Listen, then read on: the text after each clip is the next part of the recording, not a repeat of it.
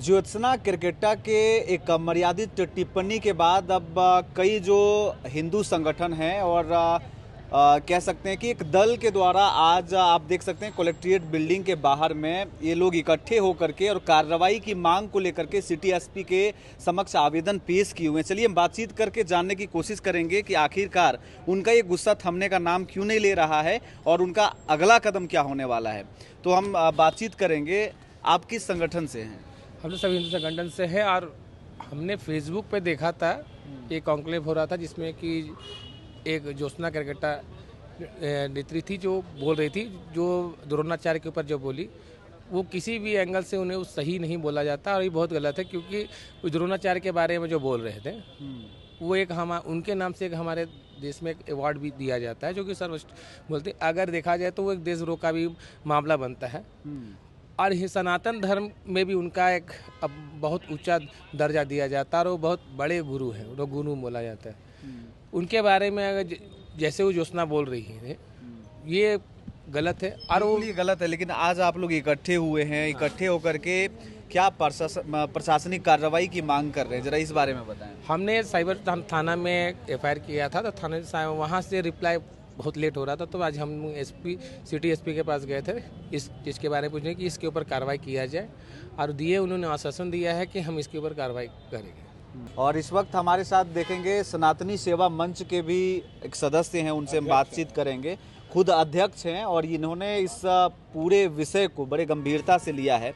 Sir, आप लोगों ने किनके समक्ष में अपनी आवेदन दी है? अभी सिटी एसपी साहब के बाद आवेदन दिए हम लोग, चूँकि करकट्टा जी ने, ज्योतिषी करकट्टा जी ने शायद द्रोणाचार्य जी के विषय में नहीं जानती हैं कुछ। उनको पहली बात के जानना चाहिए कि द्रोणाचार्य हैं क्या। वो विश्व के गुरु हैं। महाभारत काल से वो भारद्वाज जी के पुत्र हैं और परशुराम जी से शिक्षा ग्रहण कर कौरव पांडव के गुरु थे। तो जो कौरव का महाभारत काल से, तो आज के जो भी शिक्षा देते हैं सभी के गुरु हुए और सभी गुरु को गाली दी हैं और हमारे देश में द्रोणाचार्य अवार्ड मिलता है। इस हिसाब से तो राष्ट्रद्रोह का भी केस बनता है इनके ऊपर, चूँकि इनको इस की जानकारी नहीं हो। एक केवल एक प्रोपेगेंडा की गाली दे दिए बस पॉपुलर हो जाए, और ये नीति इनकी नहीं चलेगी। चूँकि सनातनी सेवा मंच के सभी सदस्य दुखी हैं इनके इस गाली गलौज के बाद से, तो इसीलिए हम सभी लोगों ने पहले साइबर क्राइम में दिया गया था और फिर कुछ थानों में भी एफआईआर दर्ज किया गया है और अभी हम लोग ज्ञापन सौंपे हैं। सर के द्वारा आदेश हुआ है कि ठीक है, हम देखते हैं, फिर जैसा होगा कार्रवाई किया जाएगा।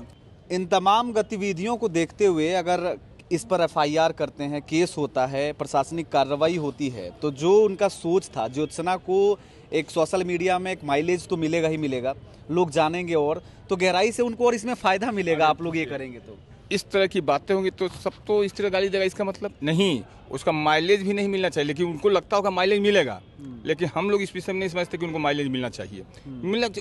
सोचती होंगी वो, इसलिए नहीं इसे कर रही हैं। मान लीजिए हम लोग के गुरु को, उनका भी गुरु हैं जो शिक्षा देते हैं, वो तो गुरु होंगे सबके। धनुषधर थे, माने विश्व के, माने उस काल के, उनसे अर्जुन जी शिक्षा लिए हैं और वैसे व्यक्ति को परशुराम जी से शिक्षा लिए वो, और वैसे व्यक्ति को हम लोग माने ब्राह्मण समाज, सनातनी ब्राह्मण समाज एक अलग मन बात हो जाता है, लेकिन सनातनी धर्म के लोग, पूरे सनातनी समाज लोग इनके इस जो गाली गलौज की भावनाओं को इससे ठेस पहुंचा है। इनके पर कार्रवाई तो होनी चाहिए और हमारे समझ से राष्ट्रद्रोह का केस इन पर होना चाहिए। राष्ट्रद्रोह का क्योंकि द्रोणाचार्य जी के नाम से अवार्ड दिया जाता है। जिस देश में द्रोणाचार्य जी के नाम से अवार्ड दिया जाता है, सम्मान की दृष्टि देखा जाता है, उस व्यक्ति को गाली देना राष्ट्रद्रोह का केस बनता है। ये किसी कास्ट का, ये ब्राह्मण का मैटर नहीं है, ये पूरे सनातन धर्म का है कि मतलब यहाँ एक रिस्पेक्ट को ठेस पहुंचाए कहीं ना कहीं। इसमें ये नहीं है कि सिर्फ ब्राह्मण है या कोई, यहाँ सनातन में सभी कोई आते हैं, जो बड़े जो धर्म के वो भी है, जो धर्म कास्ट के बड़े कास्ट के वो भी है, जो लोअर कास्ट, सब कोई समान है। बातें आ गई। देखिए, और भी यहाँ पर सामाजिक संगठन के भी लोग थे जिन्होंने इस बात पर कहीं ना कहीं शिकायत के रूप में अंदर से अपने आप को कह सकते हैं कि थोड़ा सा निराशाजनक महसूस हुआ, तब जाकर के स्टेप आउट की हूँ। क्या नाम है आपका? कुमुद झा। कुमुद जी बताएंगे कि एक स्त्री होने के नाते क्या आपको फैन फॉलोइंग की इतनी चिंता है कि आप किसी मर्यादित पुरुष के बारे में टिप्पणी कर दिए? आप लोगों को क्या लगा ये सुन करके जब पहली बार आपने सुना? हम लोगों को तो मतलब निःशब्द हैं हम लोग, क्योंकि हम जब गुरु द्रोणाचार्य का नाम लेते हैं तो हमारे रोंगटे खड़े हो जाते हैं। हमारी जो संस्कृति है, विश्व की विरासत है, और हम पूरे विश्व को गुरु और जो शिष्य का जो परंपरा का जो पाठ है वो पढ़ाते हैं हम। और हमारे देश में इस तरह की हमारी जो सभ्यता है वहाँ पे किसी के लिए भी फालतू बातें, गलत बातें और अपशब्द बोलने का अधिकार नहीं है।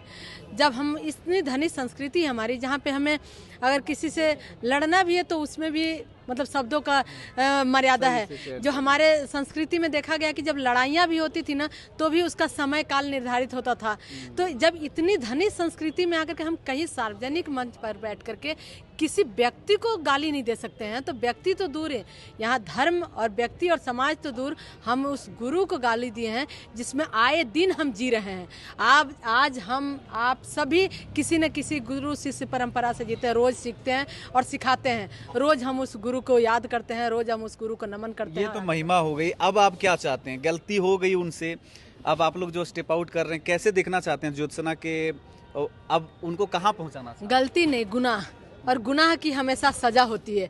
क्योंकि कोई भी आदमी, और ये सजा सिर्फ उस महिला की बात नहीं है, हमें सजा इसलिए दिलवानी है क्योंकि इस तरह की कुंठित और नीच बात करने वाले जो लोग ये सोचते हैं कि कुछ भी बात करके निकल जाओ, वो ऐसे लोगों के लिए एक सबक होनी चाहिए, ताकि वो लोग दोबारा इस तरह से अगर सोच भी रखते होंगे इस तरह से बातें करने के लिए, तो वो सोचे कि नहीं, अगर उस महिला ने एक गंदा बात किया, अब शब्द बोला, तो उसके साथ प्रशासन ने ऐसा कार्रवाई किया, हमें अपनी बातों को संभाल के बोल है। ये जो गुरु ने गाली दिया है, उस एक सबक, एक सीख भी होनी चाहिए इस एक शिष्य के रूप में, एक गुरु के रूप में, कि लोगों को सबक मिले।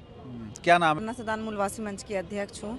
और आज हम लोग सब, ऐसा नहीं है कि ये एक आदिवासी महिला ने किसी महान पुरुष के ऊपर टिप्पा टिप्पणी किया है तो ब्राह्मण समाज के लोग हैं। यहाँ पे सभी धर्म के लोग, सभी समाज के लोग, चाहे वो दलित हो, चाहे वो आदिवासी हो, या ब्राह्मण हो, या फिर राजपूत हो, या भूमियार हो, सभी धर्म के लोग आके आज यहाँ पे उनके खिलाफ केस दर्ज कर रहे हैं। और कह सकते हैं कि कई पिछड़े वर्ग के समुदाय के लोगों का जब एक ऑर्गेनाइजेशन होता है आयोजन में या आदिवासी समाज में, उनको एक अहले दर्जे पर बैठा दिया जाता है। ज्योत्सना को पिछले दिनों देखेंगे आप, अगली सब पर बैठाया जाता है। ऐसे में क्या आदिवासी समाज को भी इसका विरोध करना चाहिए, उससे जो जुड़े हुए लोग हैं? जी बिल्कुल करना चाहिए, क्योंकि आदिवासी बेटी हो के हम लोग को खुशी की बात है, उनको मंच पे जगह दिया गया था, बोलने का मौका दिया गया था, तो वो मुद्दा पे बात करना चाहिए ना कि किसी महान पुरुष को गाली बक के उनका मतलब अपने उन्होंने व्यवहार का परिचय दिया है कि हम किस तरह की महिला है। उनको गाली देके क्या साबित कर दिया उन्होंने? ये तो समाज के नाम पे एक कलंक है, समाज को भी उन्होंने बदनामी करने की कोशिश की है। चलिए, तो अब थोड़ा ज्योति आनंद जी से बात करेंगे। पहले भी मामला को इन्होंने उठाया था, इस मैटर को। शुरुआती जो स्टेप था, क्या उसमें सफलता नहीं मिली? अब आप लोग सीधे एसपी के यहाँ आ गए हैं? नहीं, चूँकि साइबर थाना में हमने जो आवेदन दिया था उस पर कुछ आगे कार्रवाई हो नहीं रही है। मैंने पहले भी बोला था, शायद थाना उसके प्रभाव में है और इस वजह से वो लोग मामले को दबाना चाह रहे हैं। तो इसलिए आज हम लोग वरीय पदाधिकारी के पास आए थे, उनके पास हमने एक आवेदन दिया है ताकि इसमें जो भी हो आगे उचित कार्रवाई हो पाए। देशद्रोह का जो बात सामने आ रहा है, क्या ये धारा देशद्रोह का केस लगना चाहिए? किस टाइप समझते हैं आप? जी बिल्कुल, ये राष्ट्रद्रोह में आता है, क्योंकि गुरु द्रोणाचार्य हैं, वो उनके नाम से राष्ट्रीय पुरस्कार दिया जाता है और वो राष्ट्रीय पुरस्कार खिलाड़ियों को ना देके खिलाड़ियों को गुरु को दिया जाता है। तो ये अपने आप में बहुत बड़ा पुरस्कार है, और चूंकि राष्ट्रीय पुरस्कार है और आप राष्ट्रीय पुरस्कार और राष्ट्रगुरु का सम्मान नहीं कर रही हैं, तो इसका मतलब आपके मन में राष्ट्र के प्रति भावना नहीं है, प्रेम नहीं है। तो मैम, अगर राष्ट्रद्रोह का उन पर ये आरोप सिद्ध होता है तो क्या इसके कानूनन जुर्म है? जी बिल्कुल, ये अपने आप में बहुत बड़ा अपराध है, ये अपने आप में बहुत बड़ा अपराध क्या है। करना पड़ सकता है अगर ये सिद्ध हुआ तो? किस स्थिति में होंगी ज्योत्सना? बिल्कुल, फिर तो उनको अरेस्ट होना पड़ेगा, जेल जाना पड़ेगा, बेल लेना पड़ेगा। चलिए, तो ये फिलहाल आप देख रहे थे ज्योत्सना केरकेट्टा, जो एक कॉन्क्लेव के दौरान अपनी भाषा को अमर्यादित तौर पर पेश करती है। किसी महापुरुष के बारे में गलत टिप्पणी हो जाता है शायद ना जानकारी की वजह से, लेकिन इस गुनाह को अब माफ़ नहीं किया जा रहा कि जो सामाजिक संगठन है, हिंदू धर्म से विलोंग करने वाले संगठन हैं, अब इसका विरोध कर रहे हैं और प्रशासनिक कार्रवाई की भी मांग कर रहे हैं। तो चलिए आगे क्या कुछ होता है जानेंगे हम, लेकिन फिलहाल ओंकार झारखंड देख रहे हैं। मेरा नाम है रवि भास्कर। जोहार।